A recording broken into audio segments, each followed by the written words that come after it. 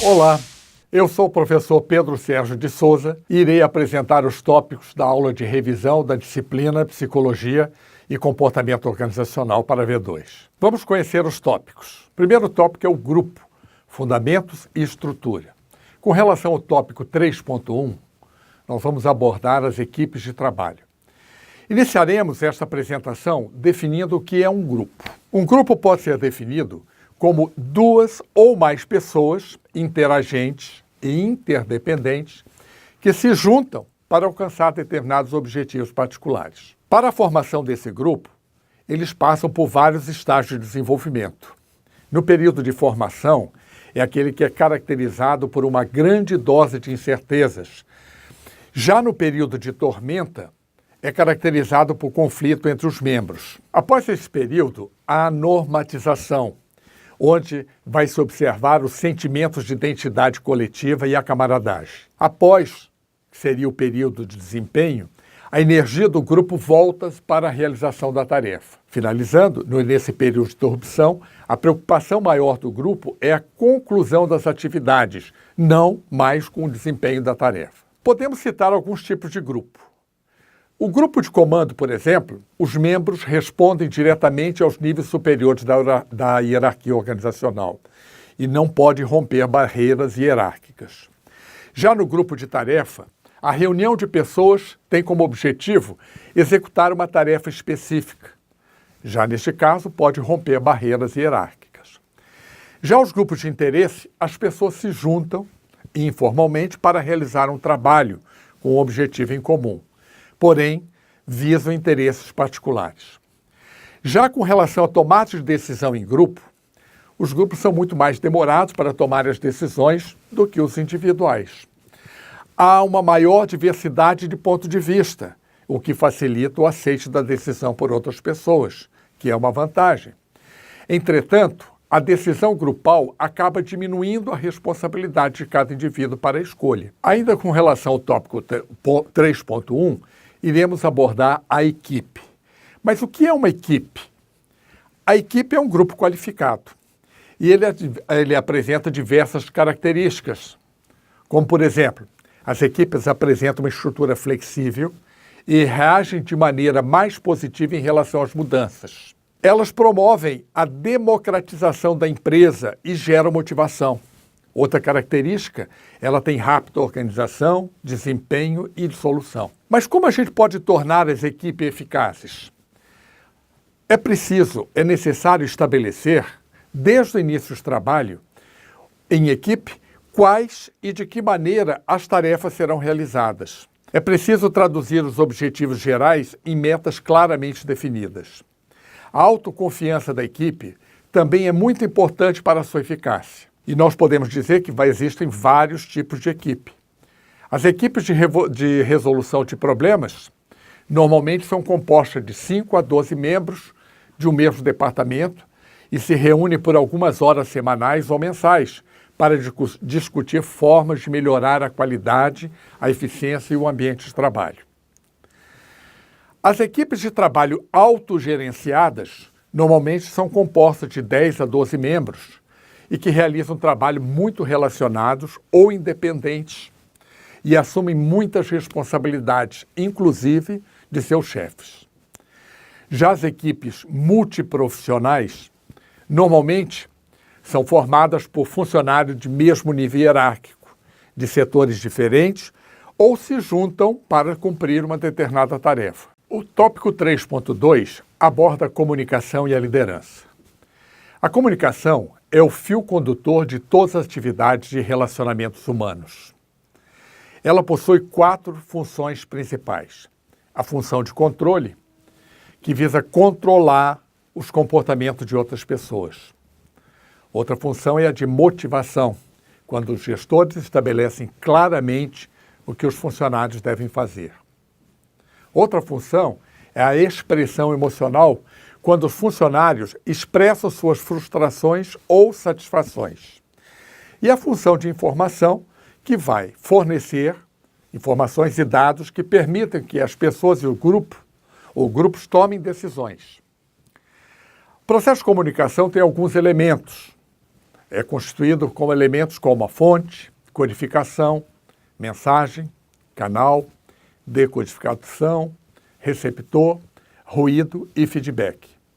Entretanto, o processo de comunicação pode apresentar alguns ruídos, como sobrecarga de informação do receptor, que acontece quando há um excesso de informações transmitidas. Outro ruído seria a interferência das emoções na interpretação do receptor da mensagem. O silêncio também pode ser problemático, pois faz com que o gestor não fique a par do que acontece na empresa. O próprio idioma pode ser um obstáculo até dentro do mesmo idioma. Para tornar a comunicação eficaz, podemos utilizar da empatia, pois ela vai possibilitar que o emissor se coloque no lugar do receptor e transmita a mensagem de uma maneira que leve em consideração as emoções e o ponto de vista do outro. Com relação à liderança, o líder representa um elo entre a organização e seus colaboradores e conduz ações para que o objetivo seja alcançado. Mas o que é uma liderança eficaz? É o líder que apoia a sua equipe, diz-lhe o que é esperado de cada um, acompanha o desenvolvimento, auxilia na resolução de problemas e também determina como alcançar os objetivos traçados. O líder pode apresentar algum estilo de liderança, como, por exemplo, ele pode ser autocrático, que é aquele que centraliza as decisões nele mesmo. Já o democrático é aquele que ouve os seus liderados e é aberto às novas ideias, discute ações com a equipe. Já o liberal, os liderados escolhem o que precisam e deve ser feito na organização. Para ele, tanto faz as decisões ou o que precisa ser realizado. Mas existem também gerentes, alguns tipos de papéis do líder, como mentor, facilitador, produtor e outros tipos. E é através de algumas práticas que nós podemos identificar um determinado líder. Que práticas seriam essas? A observação comportamental, a aplicação de teste de personalidade, a aplicação de testes de habilidades específicas, entrevistas comportamentais e outros instrumentos. O tópico 3.3, ela vai abordar poder, política, conflito e negociação. O poder tem o mesmo significado de autoridade? Não. Poder é a capacidade que uma pessoa tem de exercer domínio para que sua vontade aconteça. Já a autoridade está relacionada ao prestígio e ao direito de influenciar pessoas. Podemos citar vários tipos de poder. Poder formal, nós temos o poder coercitivo, o de recompensa, poder legítimo, poder da informação. Já com relação aos tipos de poder pessoal, nós temos o poder de talento, que é a habilidade, a perícia ou domínio em uma determinada área. Já o poder de referência é aquilo que é uma identificação e desejo de ser como a pessoa é. Poder carismático é aquele que se baseia em aspectos como a inovação, sensibilidade pessoal, etc. Neste tópico, nós abordaremos os conflitos. Se os conflitos nas organizações são inevitáveis, como dizia a teoria estruturalista, qual o significado de conflito? O conflito está relacionado às discordâncias, às desavenças e às divergências de opiniões entre pessoas ou grupos. O conflito pode ser visto a partir de 3 óticas. Na visão tradicional, ele é essencialmente prejudicial ou negativo à produtividade de um grupo, pois diminui a produtividade e ele deve ser extinto. Na visão das relações humanas, ele é considerado como aceitável e inevitável porque faz parte das relações humanas. Já na visão interacionista, o conflito movimenta a equipe, as pessoas comentam, discutem. Elas encorajam os líderes a manterem um nível de conflito mínimo, pois promove a criatividade e a autocrítica. Com relação às formas de conflito, eles podem ser tanto de natureza pessoal, interpessoal, grupal e até mesmo organizacional. E a negociação? É um processo de administrar conflitos? Sim. Ele é um processo de buscar um acordo que seja satisfatório para todas as partes envolvidas. E quais são as práticas que nós podemos utilizar para minimizar o conflito? Nós temos como prática a resolução de problemas. O foco é a resolução do problema. O estabelecimento de metas superordenadas, ou seja, é aquela onde todos dependem da equipe. A prática de suavização é aquela que demonstra que todos são importantes na equipe, que um vai precisar do outro. Outra prática é a alteração de variáveis humanas, que é feita através do treinamento e desenvolvimento de equipe. E finalizando a prática de concessão, onde cada parte envolvida deve ceder no que está prejudicando a equipe. Todo o processo de negociação passa por fases. A primeira fase é a fase do planejamento. É onde se conhecem as partes e o contexto dos participantes da negociação. A segunda fase é a execução. É onde nós vamos ouvir as partes. É onde se procura as convergências e divergências entre elas. A terceira fase é o controle. Nessa fase, será avaliar o processo e acompanhar as etapas da execução da negociação. O sistema organizacional. Iremos abordar a estrutura, a cultura, o RH, as mudanças e a administração do estresse. O tópico 4.1 aborda os fundamentos da estrutura organizacional. Com relação à estrutura organizacional, podemos citar os novos papéis da área de RH. O RH incorporou a lógica estratégica às dimensões funcionais e aos aspectos comportamentais da gestão de pessoas, ou seja, passou por uma expansão de seus papéis fundamentados na estratégia, na mudança, nos processos e nos comportamentos. Algumas políticas e práticas de RH são articuladas de acordo com as estratégias de negócio, de modo a gerar valor tanto para os indivíduos quanto para as organizações. Por exemplo, treinamento e desenvolvimento. A mentoria pode contribuir para a formação de líderes e para a valorização da prata da casa. No que tange a remuneração, benefícios, práticas como banco de horas e home office podem contribuir para a atração e a retenção de talentos. Já com relação ao recrutamento, as redes sociais estão ganhando espaço em relação aos tradicionais anúncios de vagas em jornais. A própria avaliação de desempenho, a gestão de desempenho deve ser norteada não mais por gestões tradicionais, e sim pela gestão de competências. O tópico 4.2 aborda a cultura organizacional. Podemos definir cultura como um conjunto de representações ou conclusões socialmente construídas e que expressam-se em termos de valores, crenças, pressupostos e vão modelar o comportamento dos membros de uma organização. Ela que fornece a direção e senso aos indivíduos. Ela é a fonte de identidade na organização, podendo ser aprendida, transmitida e também compartilhada. Podemos citar alguns elementos que fazem parte da cultura. Os valores são guias para o comportamento organizacional. As crenças e pressupostos, que são verdades tidas como naturais na organização.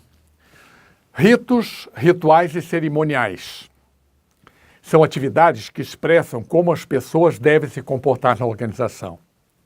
As sagas e heróis, que são aquelas narrativas que revelam como a organização venceu suas dificuldades. As histórias são outras narrativas sobre situações que ocorreram na organização e que reforçam o comportamento desejado. Outro elemento da cultura são os tabus, são as áreas proibidas, o que não é permitido. As normas, que são aqueles procedimentos, os padrões, que indicam o que deve ser seguido. Ainda podemos citar alguns traços da cultura nacional.